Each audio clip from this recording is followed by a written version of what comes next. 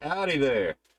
Uh, so this one was a little bit different build than everything else I've done so far. Everything else has been kind of like mini Legos, which I found out I quite enjoy uh, more than this. Well, the problem was I assembled this one once before I had the idea to record it, and then I took it apart and assembled it again, and it was nowhere near as fun the second time. So Um, anyway, if you can uh, lower or increase the speed. I've got it at 40%.